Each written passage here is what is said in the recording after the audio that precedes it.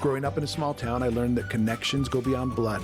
They're built through shared experiences, friendships, and the moments we celebrate together. If any of us ever need a kidney, we will just come up with a dozen of these Purple Pig pizzas and auction them off to the old Lehi people because they will sell quick, I think. Those drinking fountains would have water just going constantly. 24 hours a day. That was just a constant flow. There was no button, which was a good indication of where we were water-wise. He was the band director for Lehi for several years, and he was just the premier leader.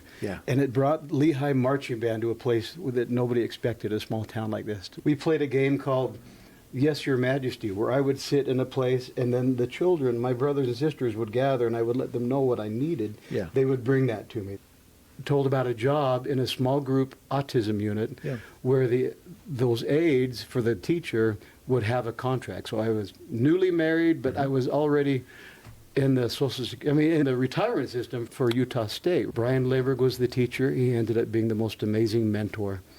And I ended up remembering what it is that I wanted to do, and I just loved working with the little guys with autism, first and second graders. And that ended up being what I finished a business degree, but then I went back to school in psychology for an undergraduate and then finished up at BYU in special education. And for 36 years, that's what I've done. I retired 2 years ago, but almost exclusively with that young first and second grade group of kids with autism. I loved that part of their lives and in their families' lives because these parents are just coming into this world of autism maybe, and they're not sure how to navigate that. And you're right, back then there were all sorts of different ideas about what autism was, and I thought at that point, I wonder if in 30 years they're going to really define these different groups. The diagnosis doesn't really direct your instruction model exclusively. You got to know that kid and see what he's capable of. I tell those parents when we first meet, that child has something that he's bringing to your family that nobody else could possibly bring. And it's a struggle and it's challenging, but embrace it. They're going to bring just some beautiful things to your family, and they absolutely do. My philosophy was I want my children to have an elementary experience. I don't want it to be so vastly different from the first grade class next to them, a certain behavioral philosophy. Because these children will come in at all sorts of behavioral levels. Some of them are sitting in with a group. Some of them are not. Some of them are responding well to instruction. Others you're going to have to really work with, right? But the bottom line, and it took me 10 years before I finally got introduced to a philosophy that I felt was more compassionate and helpful. It's more of it's a philosophy of looking at behavior as a skills-based sort of a thing, a developmental thing. We're not going to give consequences for a child who misses a word, right? I wish that I would have written a book like people have said I should write a book. But maybe you should. This is the couple that stand out and that I share with people once in a while. Harris, I can't stop thinking about hamsters. She said, this is so good. It just makes me feel like heaven, like where my hamster is. I guess her hamster had passed. Sometimes those parents would say, the first verbal language that we heard from my child was a song that you've taught them, right? I guess. It has to be a passion. They can never show up to a special ed position thinking that this is just a way to make money.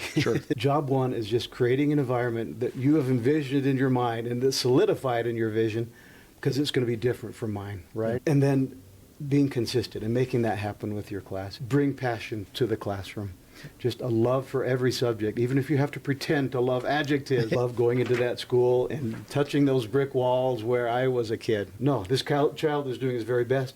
What is he ready to learn next, and how can we begin building those behavioral skills? In 1,000 years, the geologists are going to look around and say, why are all of these California beach rocks concentrated in this valley and in this community especially? They're beating on each other and they're grinding off the rough edges, but it has a lot to do with what happens in our own life with adversity and how we end up being something beautiful. And what I tell people, you cannot polish rocks and marshmallows. You cannot just make them comfortable. This is a process that will be abrasive. And if you feel it, you say that's, and a lot of times people don't understand I'm making progress in my life, even though it feels like, man, I've been working on this forever, or I've been trying to fix this problem in my life forever. I just love sitting in the background watching a community come together around some little location that they may or may not have ever been to before. What if we had something like that for Lehi City, where now you're getting a guided tour of all of these historical markers.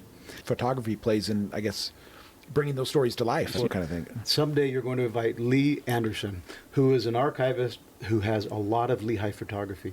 And whenever he posts on Facebook, he'll have these old photos of Lehi. It's a part of history that only photography can help us reach. There's T-shirts, there's pins for every location that you can collect those things. Yeah. And I have a hat, a Lehi hat that I would have never have gotten otherwise, other than showing up at these little celebrations. We all look towards retirement as the rest, but I thought about the word retire. Re means you're doing something again. Tired, so I'm getting tired all over again. Yeah.